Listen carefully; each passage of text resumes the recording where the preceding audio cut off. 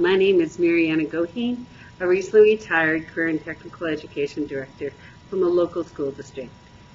So Renee has asked me to come and speak today on advocacy, legislation, and career and technical education accountability pieces and what is occurring in our world today. With the new Carl Perkins, in addition to the data, there's a key piece that has to do with career exploration, career readiness, and career development.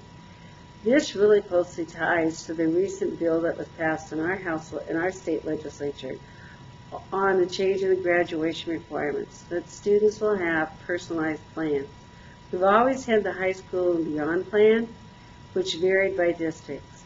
They now are making this more meaningful in that the courses that students choose in high school should be part of their personalized plan. The electives they choose, and if they're able to substitute, depends on that personalized plan. So this is going to ratchet up the counseling that we provide to students in that whole career readiness. This also leads to another part of Perkins, that there has to be a close collaboration between secondary and post-secondary. We used to have tech prep dollars that went away to help fund that collaboration. Now it's intentional conversations that school districts need to have with their local community colleges, four-year colleges, apprenticeships on the skills that you're teaching.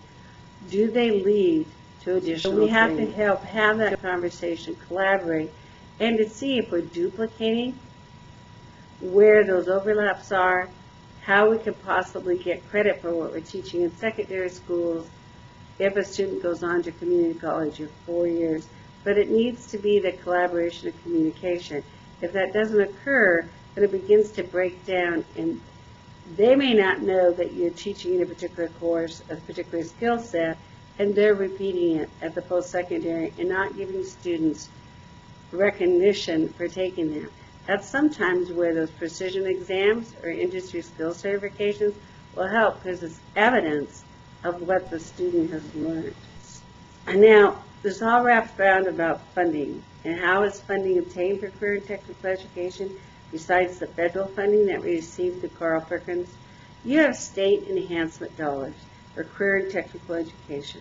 You have the basic ed dollars plus enhancement dollars to cover the other things that are required as part of your program. Those are things such as your program approval, having a framework in place, having a certified teacher. It helps provide for the equipment and facilities that you need to offer your program, the worksite learning experiences, the exams that your students need to take for certification. Those are just a small piece of how your program differs a little bit from others.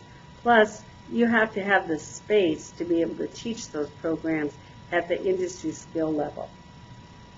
Our funding is done on a formula basis, but it's also one that is determined by our state legislators.